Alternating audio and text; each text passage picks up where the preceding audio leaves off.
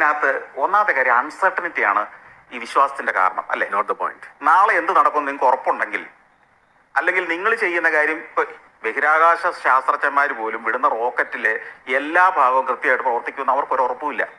കാരണം ഒന്ന് പ്രവർത്തിച്ച് അടുത്തതിലേക്ക് കണക്ട് ചെയ്ത് ഇത് പോയി അവിടുന്ന് സർക്യൂട്ട് കറക്റ്റായി ഇങ്ങനെ പോകണം ഇത് പ്രവർത്തിക്കണമെങ്കിൽ.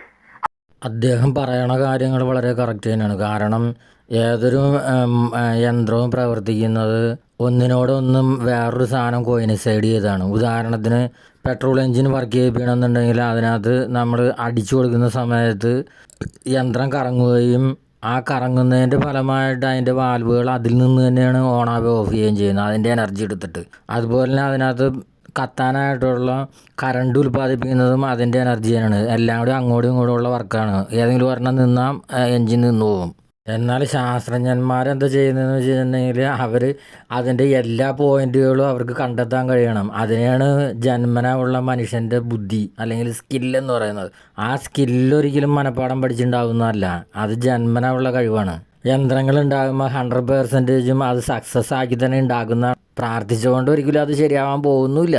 അത് മനുഷ്യബുദ്ധി അത്രയും കോംപ്ലിക്കേറ്റഡ് ആയിട്ട് വർക്ക് ചെയ്യണമെന്നുണ്ടെങ്കിൽ മനുഷ്യൻ നല്ല ടെക്നിക്കലായിട്ട് ഹൈ പവറിൽ തന്നെ ജനിക്കേണ്ടിയിരിക്കുന്നു. ആ ജന്മത്തിങ്കലിലുള്ള കഴിവ് തന്നെയാണ് അത്. അല്ലാതെ മനഃപ്പാഠം പഠിച്ചുകൊണ്ട് ഒരിക്കലും അങ്ങനെ ഒരാൾക്കും ചെയ്ത് മുമ്പോട്ട് പോകാൻ പറ്റില്ല. അവരൊക്കെ അന്ധവിശ്വാസികളായിരിക്കുകയും ചെയ്യും.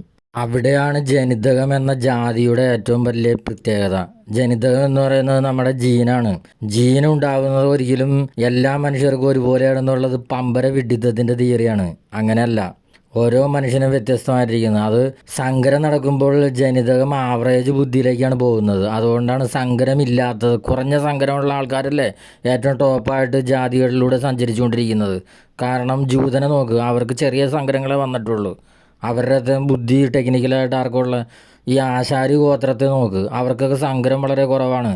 നമ്പൂരിക്ക് വളരെ സങ്കരം കൂടുതലാണ്. അതുകൊണ്ടാണ് നമ്പൂരി ടെക്നിക്കലായിട്ട് വെറും പടുവിഡ്ഢിയാണ്.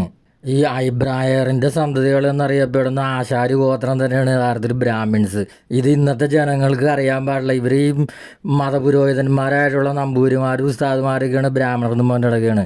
ബ്രാഹ്മണ എന്ന വാക്കിൻ്റെ അർത്ഥം തന്നെ ബ്രെയിൻ എന്നാണ്.